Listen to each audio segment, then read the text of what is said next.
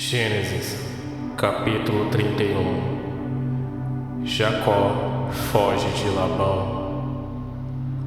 Jacó ficou sabendo que os filhos de Labão andavam dizendo o seguinte: Jacó está tirando tudo que é de nosso pai.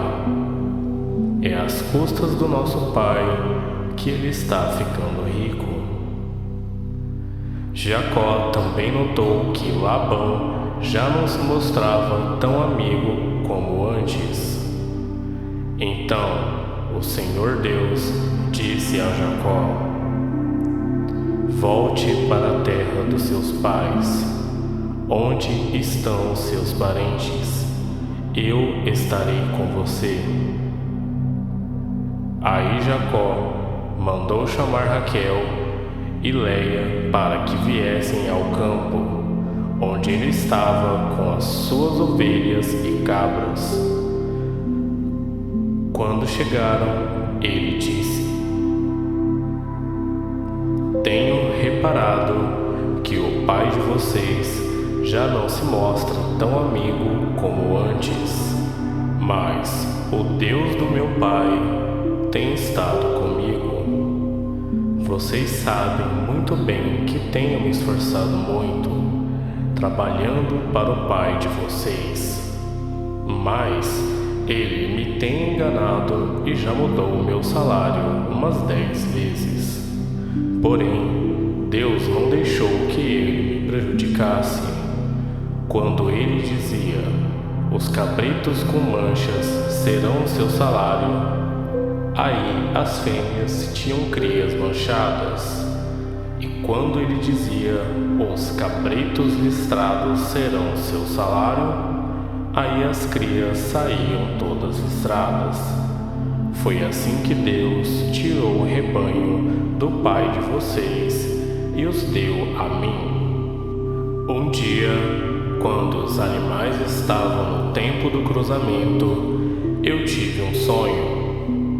Eu vi que os bodes que cobriam as fêmeas eram listrados, malhados e manchados. O anjo de Deus me chamou pelo nome, e eu respondi: aqui estou. Então ele continuou: veja, todos os bodes que estão cruzando são listrados, malhados e manchados. Eu estou fazendo com que isso aconteça, porque tenho visto o que Labão está fazendo com você.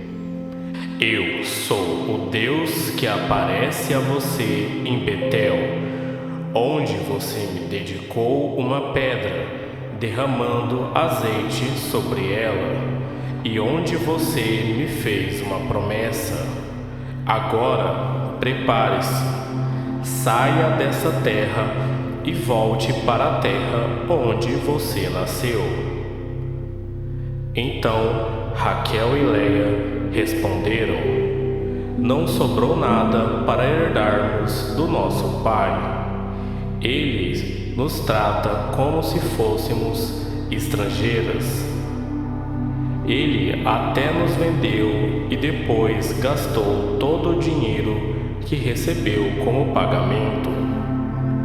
Toda a riqueza que Deus tirou do nosso pai é nossa e dos nossos filhos. Portanto, faça tudo o que Deus mandou. Jacó se preparou para voltar a Canaã, onde morava Isaque, o seu pai. Fez com que os seus filhos e as suas mulheres montassem os camelos, ajuntou tudo o que tinha e partiu, levando todos os animais que havia conseguido com o seu trabalho na Mesopotâmia.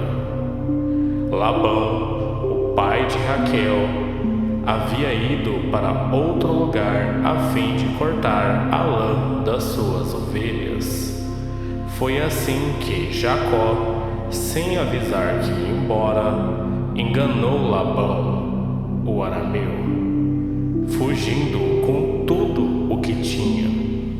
atravessou o rio Eufrates e foi na direção montanhosa de Gileade. Labão vai atrás de Jacó. 3 dias depois, Labão ficou sabendo que Jacó havia fugido. Ele reuniu seus parentes e foi atrás de Jacó. 7 dias depois, Labão alcançou Jacó na região montanhosa de Gileade. Naquela noite, Deus apareceu num sonho a Labão, o arameu, e disse: cuidado, não faça nada a Jacó. Labão alcançou Jacó na região montanhosa de Gileade, onde ele estava acampado. E Labão e os seus parentes acamparam no mesmo lugar. Aí Labão disse a Jacó: por que foi que você me enganou, levando as minhas filhas como se fossem prisioneiras de guerra? Por que você me enganou, fugindo desse jeito, sem me dizer nada? Se você tivesse falado comigo, eu teria preparado uma festa alegre de despedida, com canções acompanhadas de pandeiros e de liras. Você nem me deixou beijar os meus netos e as minhas filhas. O que você fez foi coisa de gente sem juízo. Eu poderia ter feito muito mal a vocês, mas na noite passada, o Deus do seu pai me disse assim: cuidado, não faça nada a Jacó. Eu sei que você foi embora porque tinha saudades de casa, mas por que foi que você roubou as imagens dos deuses da minha casa? Jacó respondeu: eu fiquei com medo, pois pensei que o Senhor ia me tirar as suas filhas à força. Mas se o Senhor achar as suas imagens com alguém aqui, essa pessoa será morta.